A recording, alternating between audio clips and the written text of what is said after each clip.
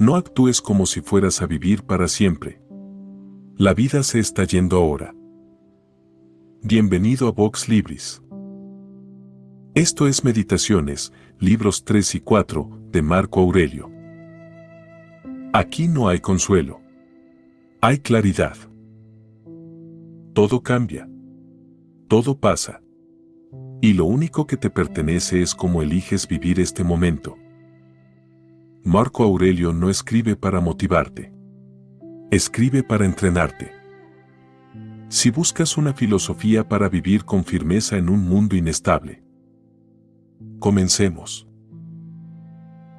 Libro tercero.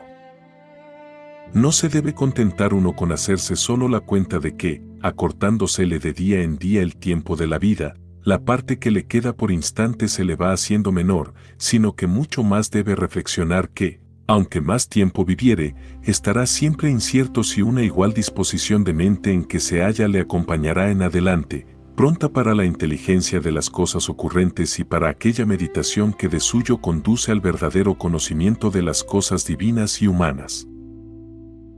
Porque, si una vez la razón empezare a flaquear, por más que no le falte a uno ni la transpiración, ni la nutrición, ni la fuerza de imaginar y de apetecer, ni otras facultades semejantes, con todo, se le apagará el vigor para poder usar de sí mismo, para cumplir con su deber, para ordenar y arreglar bien sus pensamientos y para resolver con madurez si ya es tiempo de darse la muerte. Finalmente, para ejecutar todas aquellas cosas que piden una razón ejercitada y vigorosa. Conviene, pues, darse prisa, no solo porque por momentos se va uno acercando más a la muerte, sino porque de antemano le va desamparando también el conocimiento y la reflexión en los negocios ocurrentes. Ni deja de ser cosa digna de consideración que todo aquello que es como sobrepuesto a alguna obra principal de las que hace la naturaleza lleva un no sé qué de gracia y atractivo particular. Lo mismo vemos que sucede al pan que en el horno se abre y, no obstante, eso, aunque aquellas hendiduras son de algún modo fuera de la intención del panadero, con todo le dan hermosura y excitan muy particularmente la gana de comerlo. Asimismo, los higos, cuando están muy sazonados, suelen abrirse, y en las aceitunas reventadas de maduras el mismo distar poco de la corrupción añade al fruto una estima y aprecio singular. Y si uno se pusiese a considerar despacio y en particular la naturaleza, hallaría que el inclinarse hacia abajo las espigas, que la melena del león, que la espuma en la boca del jabalí y, por abreviar, otras 1000 cosas más. Aunque por sí mismas ninguna hermosura ofrezcan a la vista, no obstante, por ser añadiduras que de suyo van con las demás obras de la naturaleza, a un mismo tiempo las hermosean y causan admiración. De modo que, si uno tuviese un ánimo atento y fijase altamente la consideración en las cosas que se hacen en el mundo, estoy por decir que aún en estas consecuencias y adiciones naturales nada se le presentaría que no le pareciese en cierta manera más agradable. Así también aquella abertura de boca vista en las fieras, a quienes es natural, no le deleitaría menos de lo que suele deleitar cuando los pintores y estatuarios la remedan e imitan al vivo, y esto mismo podría, con ojos castos, mirar igualmente la amable belleza de los niños que aquella madurez y gracia ya pasada que muestran en su semblante las personas de mucha edad. Y, por último, otras muchas cosas de este jaez se le pondrían delante, las cuales no pueden ser del gusto de todos, sino solo de aquel que se ha hecho familiar la naturaleza y tiene ejercitada la mente en la verdadera contemplación de sus obras. Hipócrates, habiendo curado a muchos de grandes males, enfermando él mismo, al cabo murió. A muchos les predijeron la muerte, y no por eso dejó de llegarles su día y destino fatal. Alejandro, Pompeyo y Cayo César, habiendo tantas veces destruido desde los cimientos muchas ciudades y habiendo degollado en campo de batalla muchísimas millaradas de infantes y caballos, al fin también fallecieron ellos mismos. Murió Heráclito de enfermedad de hidropesía, y Demócrito murió consumido. Sócrates también murió. ¿Pero a qué viene todo esto? A lo que ha de venir, te embarcaste, hiciste tu viaje, llegaste al puerto, desembárcate. Que, si es para vivir otra vida, ni aun allá echarás de menos a los dioses. Pero si es para quedarte del todo sin sentido, acabarás ya de verte agobiado de penas y privado de gustos. No sirviendo ya a ese vaso inmundo de tu cuerpo, que es de condición tan inferior y que de suyo debiera servir como esclavo, puesto que en el hombre la una parte consiste en la mente y el espíritu, y la otra no es más que tierra y podre. No malogres el tiempo de vida que te queda en averiguar vidas ajenas, a no ser que lo hagas con la mira de servir al público.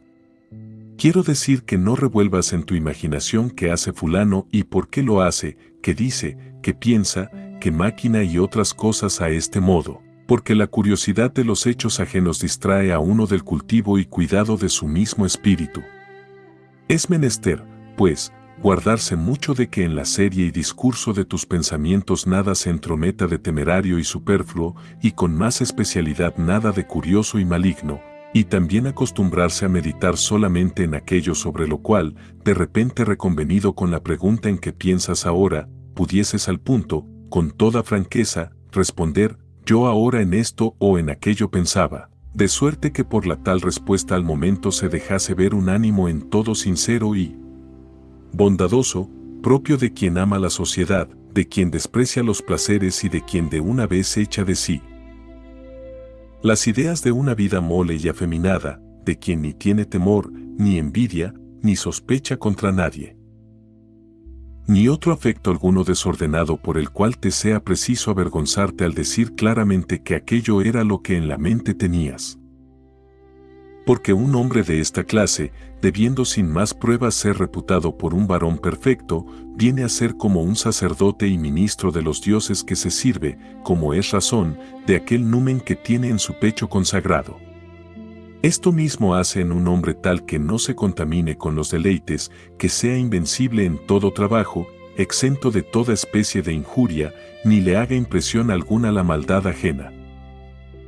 Que sea un atleta glorioso en el más bello certamen, nunca vencido ni arrastrado por pasión alguna, empapado en la justicia y la virtud, abrazando con toda el alma cuanto acontece y dispensan los hados, entretenido rara vez y nunca sin grande necesidad y utilidad pública en pensar lo que otros dicen, hacen o maquinan. Únicamente pone sus mientes en perfeccionar sus acciones y está atento continuamente a la parte que le cabe en el repartimiento de los hados del universo, cumpliendo en lo uno con su deber y persuadiéndose en lo otro de que las disposiciones son santas, puesto que la suerte que a cada uno se le ha destinado, además de cuadrarle muy bien, se ve al mismo tiempo serle muy útil. Él mismo tiene bien presente que, logrando todo lo que participa de razón un común parentesco, también es conforme a la naturaleza humana el cuidar e interesarse en las cosas pertenecientes al prójimo, pero no de modo que busque el aplauso y aprobación de todos, sino solamente de aquellos que viven conforme a las leyes de la naturaleza. Respecto de los que no viven de esta forma, no se olvida jamás de cómo se portan en casa y fuera de ella, de día y de noche, y de cómo gustan de revolcarse en un mismo lodo con otros sus iguales. Por consiguiente, tampoco cuenta con las alabanzas de aquellos que de sí mismos no están satisfechos. No hagas cosa alguna de mala gana ni hagas tus cosas sin respeto al bien común, nada harás sin examinarlo de antemano ni lo harás arrastrado por pasión alguna. No busques un adorno afectado de palabras para explicar tus pensamientos, no seas amigo de hablar demasiado ni hombre de muchos negocios. Antes bien, procura que ese tu espíritu sea el conductor y como el ángel custodio de un varón grave, de un anciano, de un ciudadano amante del público, de un romano, de un príncipe, dispuesto a partirse de esta vida en el mismo punto en que oyere la señal de la retirada. Nunca necesites de juramento ni de testigo alguno para ser creído. Mantén un semblante placentero, indicio de un ánimo que no necesita de ministerio exterior ni de que otros le procuren su tranquilidad interior. Es necesario, pues, que te mantengas sobre ti, no necesitando de otro apoyo. Si en el discurso de la vida hallares algo más recomendable que la justicia, la verdad, la moderación y la fortaleza, o de mayor aprecio que aquella disposición de ánimo en virtud de la cual uno se conforma gustoso con la recta razón en la práctica de sus acciones y se contenta con las disposiciones del lado, si algo, digo, vieres de mejor condición, abrazándolo con toda tu alma, goza enhorabuena de ese mayor bien.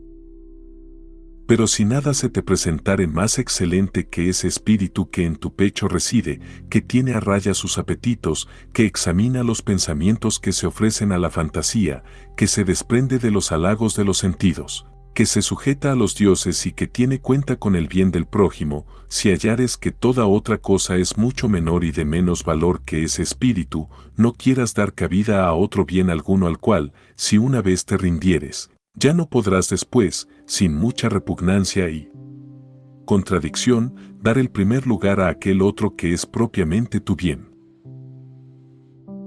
Y, en realidad, no es conforme a justicia ni a razón que ningún otro género de bien, como el aplauso popular, el mando, la riqueza o el deleite, se atreva a disputar el primer lugar contra el bien honesto, propio de la razón y de la sociedad. Escogiendo tú de buena fe y generosamente lo mejor, afírmate en ello. Lo mejor es lo más útil, y en ello deberás mantenerte, huyendo de cuanto te degrade como dominado por el apetito. Sobre todo, conserva un juicio recto y libre de preocupaciones, para que puedas hacer un examen verdadero. Jamás califiques de útil para ti mismo lo que pueda llevarte a faltar a tu palabra, a menospreciar la modestia, a aborrecer a otro, a tenerle por sospechoso, a mostrarte doble o a apasionarte por cosas que solo pueden hacerse a puertas cerradas. Quien antepone su mente y su alma a todo lo demás no dará escena. No se entregará al llanto, no temerá la soledad ni el concurso, ni vivirá buscando la muerte ni huyendo de ella, persuadido de que nada le va en que su alma permanezca más o menos tiempo unida a su cuerpo. Porque, si al mismo punto le fuese necesario partirse del mundo, tan expedito se marcharía como quien va a cumplir con decoro otra función de la vida, siempre atento a que su mente no rehúse los oficios propios del hombre racional y sociable. En el espíritu de un hombre moderado y cándido nada hallarás corrompido ni ocultamente lisiado. Ni menos podrá la muerte arrebatarle la vida sin que haya llegado al término de su perfección. En él no verás cosa alguna servil, afectada, postiza, sectaria ni sediciosa, ni que rehuya el examen ni pretenda quedar oculta. Ten gran cuenta con la facultad opinativa, porque todo depende de que jamás se introduzca en tu espíritu opinión alguna repugnante a la naturaleza racional. Esta condición requiere reserva en el juzgar, familiaridad con los hombres y obediencia a los dioses. Acuérdate siempre de que cada uno no vive más que el tiempo presente, que es un punto indivisible, que todo el resto de su vida ya se vivió o es incierto que se viva, que nada es el rincón de la tierra donde se vive y nada la fama de la posteridad. Haz definición clara de cada cosa que se presente a tu imaginación, considerando su naturaleza, sus partes, su duración, su utilidad y la virtud necesaria para tratarla. Esto fortalece el ánimo y ordena la mente. Si haces lo que tienes entre manos con recta razón, con empeño y buena voluntad, sin buscar otro bien que cumplir conforme a la naturaleza, vivirás feliz y nadie podrá impedírtelo. No te extravíes más. Date prisa en llegar al fin. Deja las vanas esperanzas y mira por tu bien. Tenemos cuerpo, alma y espíritu. Propio del hombre virtuoso es guiarse por el espíritu, amar las disposiciones del destino, no manchar su mente, obedecerla como a un Dios interior y no decir nada contra la verdad ni hacer nada contra la justicia. Y si los hombres no se complacen en esta vida sencilla y recta, no por eso te apartes del camino que conduce al término de la vida, al cual es preciso llegar puro, tranquilo y sin repugnancia alguna hacia la suerte que te haya tocado. Libro cuarto. El espíritu que en el hombre domina, cuando va bien concertado con la naturaleza, se halla en tal estado respecto a los acontecimientos, que siempre puede aplicarse con facilidad a lo que en el lance se le permite y propone como practicable, porque no se ata ni prefiere a materia alguna en particular, sino de suyo se propone lo mejor, aunque siempre con la debida excepción, si se pudiere, y así cualquier estorbo que le sobreviniere hace de él y lo mira como materia y ejercicio de virtud. No de otra manera que cuando un vehemente fuego se apodera de la materia que encuentra o le arrojan, capaz de apagar otra pequeña luz, al instante se la convierte en sí mismo y resuelve, y con esto mismo se propaga y crece. Los estoicos usan de 1000 nombres para significar la mente humana. Cicerón la llama principatum. Séneca, principale. Varrón, con el nombre común, animum, mentem. Aristóteles es de este mismo dictamen. Ninguna obra se ha de ejecutar en vano, ni de otro modo que con una exacta atención y conformidad con las reglas del arte. Muchos para su retiro buscan las casas de campo, las orillas del mar, los montes, cosas que tú mismo solías desear con anhelo, pero todo esto es una vulgaridad, teniendo uno en su mano el recogerse en su interior y retirarse dentro de sí en la hora que le diere la gana, porque en ninguna parte tiene el hombre un retiro más quieto ni más desocupado que dentro de su mismo espíritu, especialmente aquel que dentro de sí tiene tal provisión de documentos que al punto, dándoles una ojeada, se halla en suma tranquilidad. La que yo ahora llamo tranquilidad no es otra cosa que un ánimo bien dispuesto y ordenado. Date, pues, de continuo a este retiro, y reaste de nuevo en él.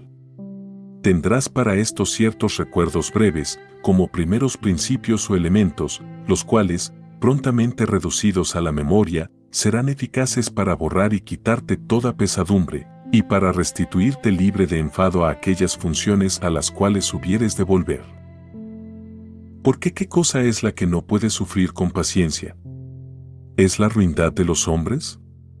Sin embargo, haciendo tú sobre estas máximas la reflexión de que los hombres nacieron para ayudarse unos a otros, y que de justicia deben sufrirse mutuamente, y que pecan forzados y contra su intento, haciendo también memoria de cuántos son los que, hasta aquí dados a la enemistad, al odio, a las sospechas, a las pendencias y contiendas, al cabo murieron y fueron reducidos a cenizas, créeme, podrás ya con estas reflexiones dejar de enojarte contra nadie.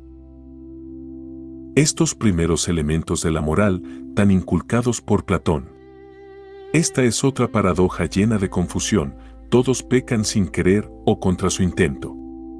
Si se examina lo que los antiguos pretendían decir en aquella sentencia, se verá que no es otra cosa que la que en las escuelas se oye cada día, nemo amat malum, qua malum, niece odit bonum, qua bonum.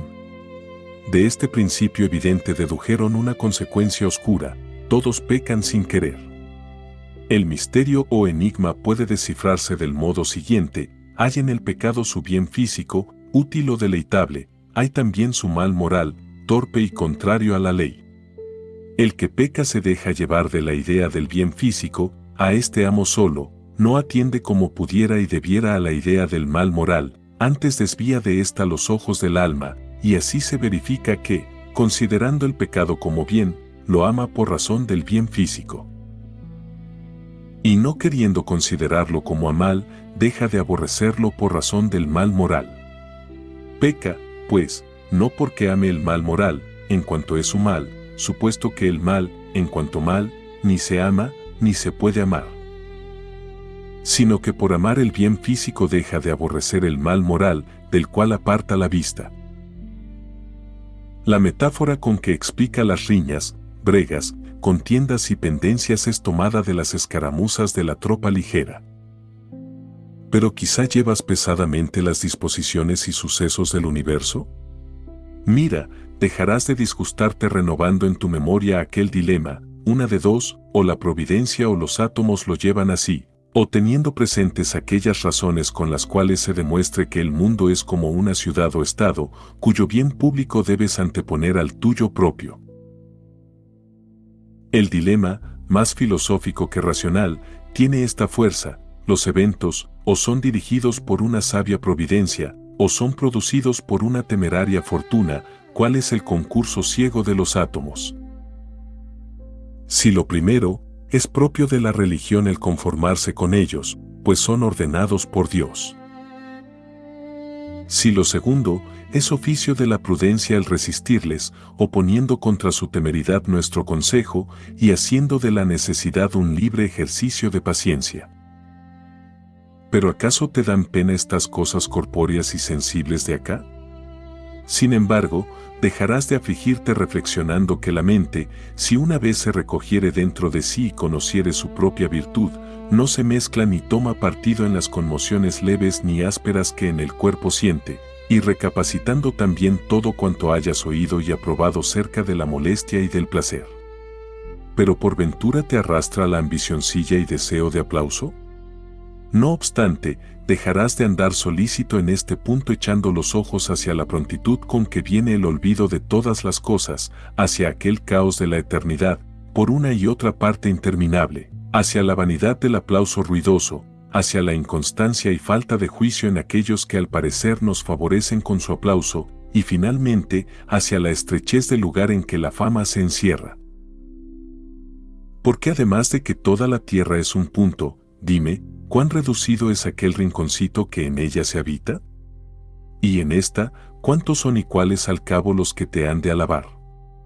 Réstate, pues, el que te acuerdes de retirarte dentro de aquella partecita en donde mora tu mismo espíritu, y sobre todo, que no te distraigas ni tomes sobrado empeño por cosa alguna, antes bien, muéstrate superior a todas ellas, y míralas como varón fuerte, como hombre grave, como buen ciudadano, como quien vive para morir. Lo que Marco Aurelio quiere persuadirnos, o es una paradoja o un insigne error de física. Y es que el alma recogida dentro de sí no tiene parte en las mociones suaves o ásperas del apetito. Cuando de veras se desea la justicia, se busca un juez que sepa y quiera hacerla, pero cuando se pretende la gloria, se toma por árbitro de esta al vulgo, que no sepa juzgar del mérito ni lo desee para sí. Non est consilium in vulgo, non ratio, non discrimen, non diligentia, que dijo Cicerón pro Glauco. Los estoicos parece que encerraban su hegemónico no en toda la cabeza, ni en la glándula pineal, sino en todo el corazón. Pero con especialidad, entre las otras máximas de que muy a menudo sueles echar mano, debes tener a punto estas dos, la una, que las mismas cosas no llegando al alma, sino quedándose inmóviles a la parte de afuera, todas tus inquietudes provienen solo del modo que interiormente tienes de opinar. La otra, que todas estas cosas que ves, no bien habrás vuelto los ojos cuando se habrán ya mudado para no permanecer más. Y tú mismo puedes frecuentemente reflexionar cuántas mutaciones has alcanzado ya en ellas. El mundo es una continua mutación y una imaginación la vida. Si es verdad que todos los hombres tenemos un mismo principio de entender, también lo es que todos tenemos una misma razón, con la que somos racionales, y si esto es así, igualmente estamos dotados de una razón práctica de lo que se debe hacer o no. Si esto es cierto, a todos nos comprende una misma ley. Y si nos comprende, todos somos conciudadanos, y si lo somos, todos participamos de alguna parte de la policía común, y si todo es verdad, viene a ser el mundo un estado universal. Pues si no, que diga alguno, ¿de qué otro estado común podrá participar todo el linaje humano? Sin duda que de aquí, de esta común ciudad del universo nos viene a nosotros la facultad de entender y de usar de razón, como también de poder obrar. Según ley, y si no, ¿de dónde nos proviene? Porque, así como la parte térrea que tengo en mí la tengo tomada del elemento de la tierra, la húmeda tomada de algún otro elemento, la aérea tomada de cierto origen, y la cálida e ígnea tomada de su origen particular, supuesto que nada viene de la nada, al modo que nada va a parar a la nada, así también de alguna parte nos viene el principio de entender. Nada más verdadero que todo penda del modo de pensar. Por tanto, los místicos y ascéticos inculcan que la virtud debe fundarse, como en su principio, en la corrección de las ideas y opiniones. Nadie se imagine que en este lugar se deje ver algún rastro de panteísmo, como si un mismo hegemónico estuviese en todos los hombres, con sola la diferencia de la modificación. Marco Aurelio dice que la mente de cada uno proviene de una misma fuente, uno ec fonte omnium nostrum defluent animae, ni pretende que todos en una idea, razón, especie inteligible, la misma en número. Veamos las cosas en to logo, lo que se ha imaginado Malebranche. El error de Marco Aurelio está en desmenuzar la divinidad en tantas partículas principales y en no hacer al alma una criatura hecha de la nada. De un error quiere Marco Aurelio colegir una verdad, no mirando posible la creación, punto en que casi toda la filosofía pagana deslizó. Buscaba el origen o fuente de la naturaleza racional o alma humana, y no hallándolo en los cuerpos, lo derivaba de Dios, el cual se partiese en tantas porciones de razón cuantas fuesen las naturalezas racionales. Y así puede aplicarse a esta filosofía de nuestro emperador lo que dice Virgilio de la Sibila de Cumas, horrendas canitam bajes, antroque remugit, obscuris vera involvens. Parecidas, son un misterio de la naturaleza. Esta es una condensación de aquellos mismos elementos de que aquella es una disolución. En suma, nada hay en aquellas de que deba uno avergonzarse, no hallándose en ellas cosa que no sea conforme a un viviente animado e intelectivo, ni que repugne a su estado y condición. Marco Aurelio llama misterio a lo que reputó como obra de la naturaleza, no en el sentido de aquellos que no se hartan de llamar al hombre enigma, misterio, prodigio, caos y otras cosas, para probar que el pecado original es una sustancia o cualidad real y positiva que hace al hombre un animal monstruoso y una prodigiosa quimera. Nada positivo hay en la naturaleza del hombre de que éste deba correrse, si no quiere infamar a su autor o darle un autor maniqueo. El pecado original no es un ente positivo, sino un hábito privativo, como lo llaman los teólogos, del que, como de un vergonzoso manantial, debe uno correrse, pero no hacer por él una penitencia de por vida. Porque según los sumos pontífices, que condenaron la doctrina de Bayo, pudo Dios criar al hombre en el estado de pura naturaleza. Siendo tales los hombres, tales deben ser natural y necesariamente sus acciones, y quien no quisiere esto, querrá que no tenga leche la higuera. Parece que el emperador, acabada de recibir alguna injuria, antes que vengarse con la espada quiso consolarse con la pluma, echando la culpa a la condición humana. Necesariamente, habla en sentido popular de una necesidad moral de pecar, que este presente sistema de la naturaleza corrompida lleva consigo, y no de una absoluta necesidad, que en vez de culpable haría la naturaleza impecable. No obstante, si alguno quisiere, atribuyendo al lado la necesidad, excusar su culpa, podrá oír a Zenón, autor y padre del hado, el cual castigando a un esclavo por ladrón, y éste, echando la culpa al hado decía, «Llevaba mi hado que yo robase», respondió, «y también el que seas ahora desollado». Discúrrase y dogmatícese como se quiera, sobre el hado, sobre la necesidad, fuerza, delectación, ignorancia, coacción, con todo, la luz natural sacará de la boca de todos un testimonio expreso a favor de la libertad. Absolutamente será bueno que te acuerdes que dentro de brevísimo tiempo, tanto tú como el otro enemigo moriréis, y que poco después ni aun de vuestro nombre quedará memoria. Contra el odio implacable sirve de gran remedio el acordarse que uno es mortal. Echa de ti esa mal entendida opinión, y con eso no se incurre en la queja importuna de decir: «He sido infamado», precávete de esto también y así se evita todo daño. Esto es sin duda, porque un sabio en este pórtico se halla a cubierto de toda injuria. Todo aquello que no hace que un hombre sea en sí peor de lo que antes era, esto no empeora su vida ni le acarrea mengua alguna ni exterior ni interiormente. Por su propio interés y provecho se vio obligada la naturaleza a producir esto que vemos. Advierte bien que todo cuanto sucede hay razón para que acontezca, porque si tú lo pensares atentamente hallarás, no digo solo que todo viene en fuerza del orden y enlace de los hados, pero aún todo también, que todo se hace con justicia y razón y como dispensado por una mano que reparte a cada cual según su merecido. Si se para uno solamente en la superficie tendrá por sanísimo todo este párrafo, que de palabra nos pinta razón en el lado, orden en los efectos, justicia en los sucesos. He aquí los caracteres de la providencia cristiana, la cual todo lo ve, dispensa y distribuye con justicia. Pero si se pasa más adelante y se mira al meollo de la doctrina que se trasluce con no sé qué horror y oscuridad, por entre aquellas voces, en fuerza del orden y enlace de los hados, hallará que con razón se dijo, nimium ne crede colori.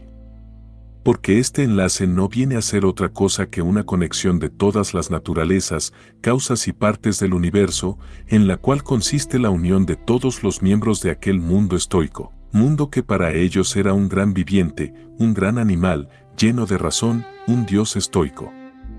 Y así aquella conexión y unión era tan necesaria a las partes de aquel mundo, como lo era a este mismo el ser aquel animal, aquel viviente, aquel Dios. De aquí se colige porque la fatal cadena del hado con su primer eslabón ataba al mismo Júpiter, a quien necesariamente ponía en la precisión de que obrase como obraba, so pena de no ser más Júpiter. De que pensase, decretase y ejecutase sus funciones por la necesidad de su mismo ser. Lleva, pues, adelante esta observación como has empezado, y todo cuanto hicieres, hazlo como corresponde, que lo haga uno que sea hombre de bien tomando con toda propiedad la palabra de hombre bueno, y esto obsérvalo bien en todas tus acciones. Leemos con Gataker, oh Santo Ágato Seinai. Séneca nos describe y pone en claro las propiedades de un tal hombre, cuando dice, virum bonum, perfectum, absolutum, quem malum facere nulla vis, nulla necessitas posit, hombre en suma de la República de Platón y no de la prosapia de Adán. No mires las injurias por el lado que las ve quien te injuria, o por el lado que éste pretende que las veas, sino míralas como son realmente en sí mismas. Este género de venganza, al paso que es muy sensible, es el más loable, gines ultionis ester ipere ei, qui fecit contumeliam, voluptatem, fructus contumelia e insensu et indignatione patientis est, Séneca. Conviene siempre tener muy prontas estas dos reflexiones, la una para hacer solo aquello que en pro del público te dictare la razón cuyo es mandar y dar la ley, la otra para mudar de resolución, siempre que se presentare quien te corrija y apee de alguna opinión, pero bien entendido que esta mutación de sentencia solo deba estribar siempre en alguna razón probable, de que sea justo o que se haga por la utilidad pública o por otro bien semejante, y nunca por tu capricho o vana ambición. Ahora sí que Marco Aurelio es de veras filósofo, cuando la razón le obliga a no ser estoico. La razón dicta a todos lo que Séneca escribió, no ser advertido, esto es, no necesitar de advertencia, es la primera virtud, querer y poder, ser advertido, es la segunda. Sentencia que primero la dijo Hesiodo y que después se ha hecho muy célebre entre los antiguos. Yo solo citaré a favor de la penitencia, virtud que la razón mostró a la naturaleza por antídoto de la culpa, aquello del trágico, nunca es tarde para el camino de las buenas costumbres, quien se arrepiente de haber pecado, es casi inocente. Mas los estoicos no querían que la penitencia tuviese lugar en aquel su sabio, que ni opinaba, ni erraba, ni pecaba, ni de otro, ni aun de sí mismo se compadecía. No faltó quien se lo echase en cara a Catón, el sabio nada opina. Erraste en algo. Piensa que se le dice mal, mudar de parecer es vergonzoso. Cicerón. Marco Aurelio mira por una máxima importantísima el mudar de resolución y mudarla por motivo de alguna probabilidad o causa laudable, como hemos traducido. Dime, ¿te hayas dotado de razón? Me hallo, responderás sin duda, luego ¿por qué no usas de ella? Pues haciendo ella su deber, ¿qué otra cosa pretendes si quieres? Subsistes ahora como parte del universo, vendrá tiempo en que desaparecerás resuelto en el principio que te engendró, o para decirlo con más propiedad, por medio de una mutación serás reasumido en aquella mente, que es el principio y la fuente de donde saliste. En frase estoica, seminalis ratio mundi, quiere decir aquel Dios estoico, aquella alma del mundo, cuyas partículas esparcidas en los cuerpos eran la semilla que daba vida y razón a todos los hombres. Vemos sobre un mismo altar que arden muchos grumos de incienso, de los cuales los unos caen antes y los otros después, pero cayendo todos al cabo, nada importa el orden con que caen. Este arder y caer sucesivamente los granos del incienso es decirnos con algún disfraz que todos hemos de morir. Horacio. Todos somos impulsados al mismo lugar, la suerte de todos se agita en la urna, para salir más tarde o más temprano. No bien habrán pasado 10 días, cuando ya te reputarán por un dios aquellos mismos que ahora te tienen por una bestia y por una mona, si de veras te dieres a seguir y tener por sacrosantas las leyes de la razón. No consta si Marco Aurelio habla de aquella metamorfosis que Plutarco tan justamente reprende por una jactancia irrisible, o si más bien habla de la inconstancia del vulgo. Tú no cuentes como quien ha de vivir millares de años, tienes ya la muerte encima de ti. Mientras tienes vida, mientras te lo permite la ocasión, procura hacerte bueno. Cuánto tiempo libre y desocupado logra el que no se cuida de lo que dijo, hizo o pensó su vecino, sino que solo tiene cuenta con lo que él mismo hace, para que todo esto sea una cosa justa y santa. O como dice Agatón, para que no seas de negras costumbres, conviene, pues, que lleves adelante tu camino, sin mirar acá ni allá, y sin desviarte a parte alguna. El que anda alucinado con la pasión de dejar grande nombre y memoria de sí, no se imagina que cada uno de los que se acordaren de él en breve morirá y él también, y después por su orden cualquiera que le sucediere hasta que se borre toda su memoria continuada por la sucesión de los que le hubieren admirado y después también hubieren fenecido. Pero demos que los que de ti se acordaren hayan de ser inmortales, y que lo haya de ser también tu memoria, dime, ¿qué parte, pues, tendrás tú en ella? No digo después que hubieres muerto, pero aún ahora viviendo, ¿de qué te sirven las alabanzas si en estas no tienes la mira a algún otro bien y provecho?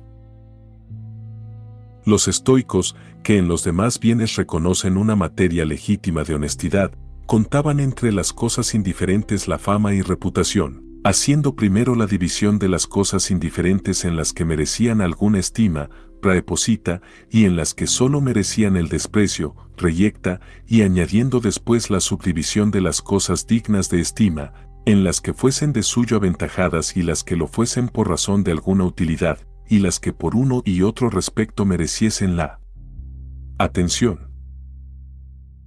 En esto había también dos sentencias. Crisipo quería que la fama solo por respecto a algún provecho debía procurarse, de modo que quitada la utilidad ni siquiera un dedo debía extenderse por ella. Y esta era la opinión de Marco Aurelio, el cual, según dice Capitolino, era muy curioso de su propia fama.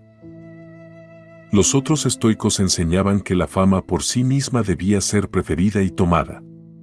Lo que sucede es que deja uno intempestivamente de cumplir con lo que le encargó la naturaleza, entre tanto que está colgado de lo que otros dirán de él. Todo lo honesto, de cualquier modo que sea, es por sí mismo honesto y en sí encierra su bondad. Que en ello tenga parte la alabanza, y así, el que sea alabado no lo hace mejor ni peor. Esto mismo digo de lo que vulgarmente se llaman bienes, por ejemplo, de los efectos por naturaleza materiales y de las obras del arte. Lo que fuere, pues, realmente bueno, de nada más tendrá necesidad, como no la tiene la ley, la verdad, la benevolencia y la modestia. Pregunto, ¿cuál de estas últimas cosas es buena por ser alabada o por ser vituperada se vicia? ¿Es de peor condición la esmeralda porque no la alaben? ¿Se hace por eso menos apreciable el oro, el marfil, la púrpura, el puñal, la florecilla, el arbolito? A esta pregunta, si las almas duran por tanto tiempo, ¿cómo desde una eternidad caben ellas en el aire? Puede satisfacerse con otra, ¿cómo después de una eternidad los cuerpos sepultados en la tierra pueden caber en ella? La razón de uno y otro es que, así como aquí la breve duración y disolución de los cuerpos, que después de alguna mutación sucede, hace lugar a otros, del mismo modo allí las almas, traspasadas a la región del aire, después que por algún tiempo hubieren permanecido, se mudan, se disipan, se vuelven a inflamar, recibidas otra vez dentro de aquella mente, principio y fuente originaria del universo. Y de esa manera las primeras hacen lugar a las que van viniendo después. Esto, digo, podrá uno responder en la hipótesis de que las almas por largo tiempo permanezcan fuera del cuerpo. Pues por lo que toca a los cuerpos, se debe considerar no solo la muchedumbre de aquellos que son en esta forma sepultados, sino también la de aquellos animales que son diariamente comidos, tanto por nosotros como por otros vivientes. Y a la verdad, cuán grande es el número que de ellos se consume y que, en cierto modo, se sepulta en las entrañas de los que con esto se alimentan y viven. Y, sin embargo, vemos que hay lugar para todos ellos, parte porque se convierten en sangre, parte porque se mudan, adquiriendo la forma de aire o de fuego. Mas esta doctrina, ¿qué fundamento tiene de verdad? Estriba en aquella común división que de todo se hace en causa material y eficiente. Mira, no te arrastren tras sí las pasiones, sin embargo, de cualquier ímpetu que sintieres, da a cada cosa lo que de justicia la toca, y no obstante la viveza y aprensión de la fantasía, conserva un juicio recto. Dígote con toda verdad, oh naturaleza del mundo, que todo lo que a ti te acomoda, me avengo yo bien con ello, nada es para mí temprano, nada tardío, si a ti te parece sazonado. Es para mí una fruta regalada todo aquello que tus estaciones llevan. Oh naturaleza, de ti viene todo, en ti subsiste todo, en ti va a resolverse todo.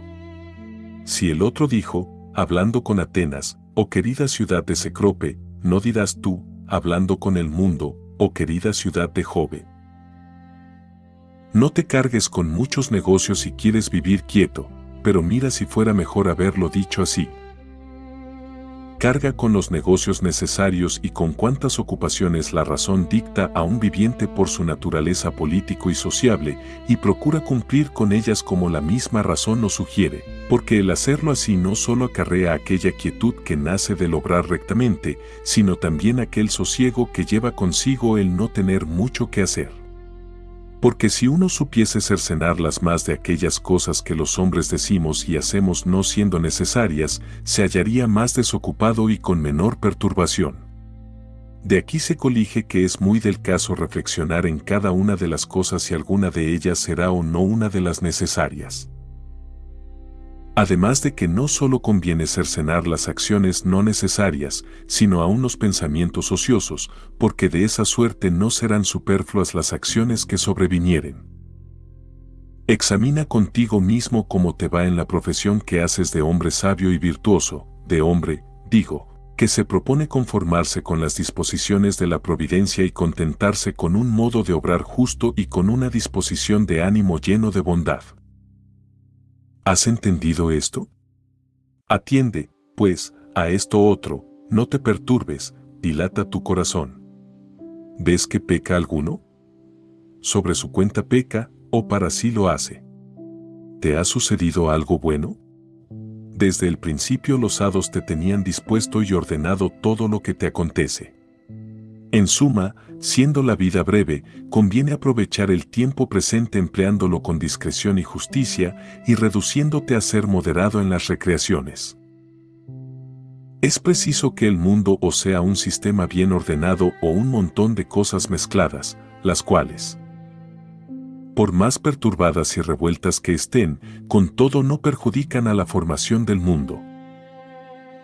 ¿Será posible que en ti subsista un buen orden y que en este todo del universo reine el desorden? Especialmente hallándose en él las cosas así repartidas en sus respectivos lugares y esparcidas de tal modo que se dan la mano y conspiran a la simpatía y formación de un todo. Las negras y depravadas costumbres consisten en ser el hombre afeminado, testarudo, fiero y bestial, pueril, estólido, fingido, truán, pérfido y tirano. Si es peregrino en el mundo quien ignora lo que hay en él, no menos será peregrino quien no sabe lo que en él pasa, será fugitivo el que huye de seguir y acomodarse a la razón política, pasará por ciego el que no advierte el orden del universo. Marco Aurelio usa esta voz en sentido propio, puesto que pretende, como buen estoico, que todo el mundo sea un viviente con sentido y con razón. Más claro lo ha dicho Manilio. Totumque alterno consensu videre mundum. Los otros filósofos, que no pueden llevar con paciencia el admitir un animal en el mundo de tanta magnitud que desde la tierra llegue hasta el cielo, usan por metáfora de la simpatía, supuesto el orden que guardan entre sí todas las partes del universo, ora sea esto en fuerza del éter o en virtud de la atracción, ora sea por las leyes del movimiento u otra causa o inclinación. Que tiene cerrados los ojos de la razón, por mendigo, el que necesita de otro y que en sí mismo no tiene todo cuanto es útil para la vida, reputaráse como un apóstata y corrupción del mundo el que se separa y retira de lo que prescribe la razón de esta naturaleza común, disgustándose con los sucesos acaecidos, siendo así que los produce aquella misma causa que te produjo a ti. Por fin, es como miembro cortado de este cuerpo y ciudad común el que, por decirlo así, arranca y separa su alma de la de los otros racionales, siendo una misma en todos ellos. Hace este profesión de filósofo sin llevar túnica, aquel sin tener libros, y el otro igualmente, estando medio desnudo. No tengo, dice uno, pan que comer, y sin embargo insisto en la filosofía. Yo, dice otro, no tengo el salario correspondiente al ejercicio de mi enseñanza, y con todo me doy constantemente a la filosofía. Estima y vive satisfecho con el arte que aprendiste, y lo que te restare de vida pásalo de manera que, con toda tu alma, poniendo todas tus cosas en las manos de los dioses, a ninguno de los hombres tiranices y a ti nadie te esclavice.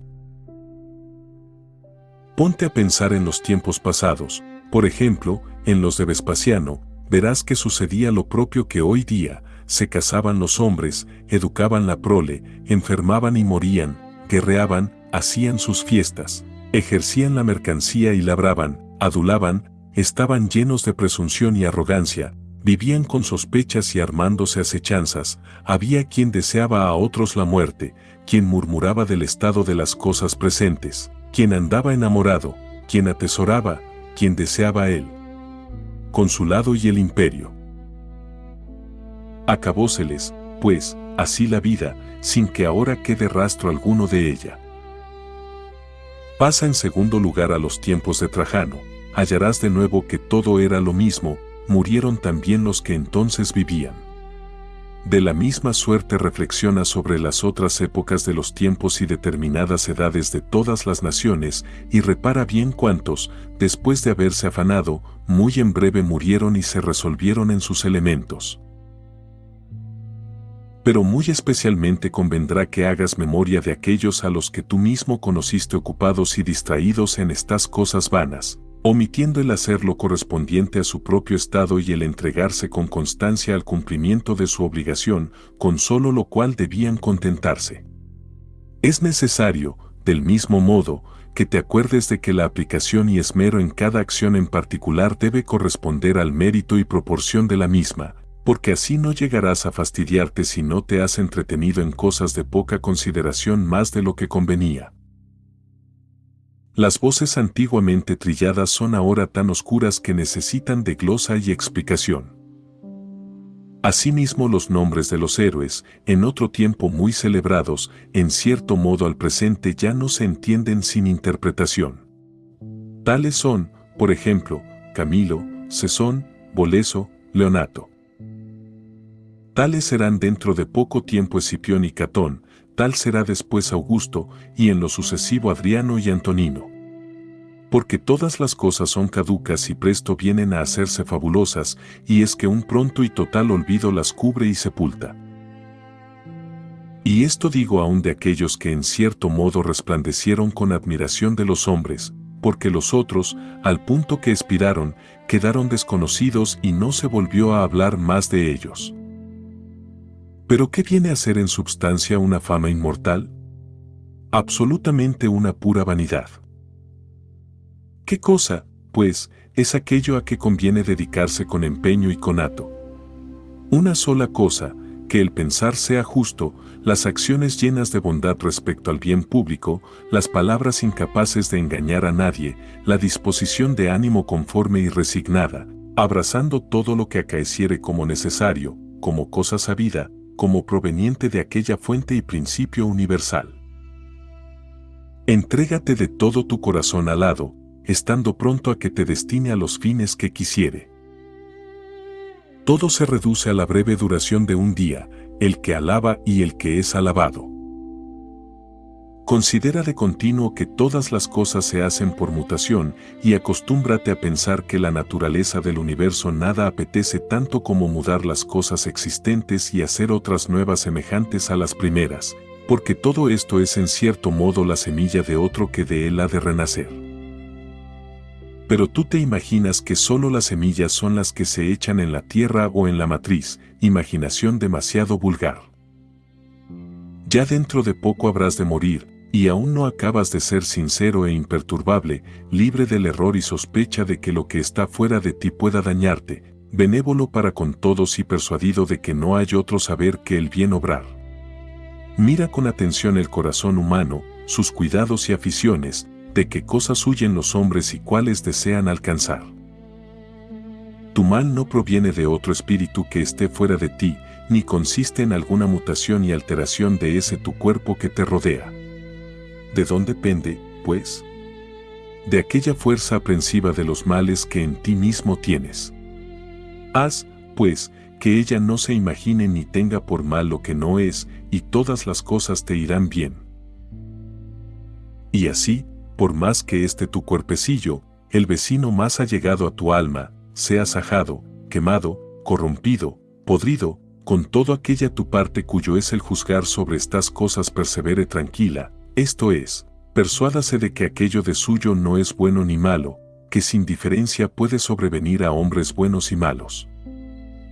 Pues lo que igualmente acontece al que vive conforme y al que vive contra la naturaleza, esto sin duda no le es a ella conforme ni contrario. Conviene tener siempre en la mente que el mundo es como un viviente animado, que tiene una materia y un alma, y pensar como a su noticia, que en él es un sentido, llega todo, y como con un ímpetu o acción común hace todas las cosas y concurre con las demás causas particulares a todos los efectos que se producen, y, por último, considerar cuál es la dependencia y enlace de todas las cosas entre sí. Tú, alma mía, según decía Epicteto, no haces más que llevar sobre ti un muerto. Ningún mal viene a las cosas porque se hallen en actual mutación, como tampoco les viene algún bien porque después de mudadas subsistan en su nuevo estado. El tiempo es como un río, y aún como un rápido torrente, que arrastra cuanto hay en el mundo. Porque lo mismo es dejarse ver cada una de las cosas que desaparecer precipitadamente y suceder la otra. Y también ser arrebatada con igual prontitud. Todo lo que en el mundo sucede es una cosa tan usada y trivial como las rosas en la primavera y las frutas en el verano, tal es la enfermedad, la muerte, la calumnia, las traiciones y cuantas cosas alegran o entristecen a los fatuos e ignorantes. En la naturaleza los sucesos posteriores siempre van consiguientes a los anteriores, con correspondencia y buen orden, no porque su curso venga a ser como una enumeración de cosas sueltas y desordenadas, las cuales sola la fuerza haga que por necesidad concurran, antes bien, es una serie. Acuérdate de tener siempre presente esta sentencia de Heráclito, que la muerte de la tierra es convertirse en agua, la del agua es transmutarse en aire, la del aire, hacerse fuego, y al contrario. Es necesario también acordarte de aquel que se olvidó del camino por donde debía ir, y como los más en nada siguen aquella razón con quien especialmente conversan con más frecuencia y con la que la naturaleza todo lo rige y gobierna.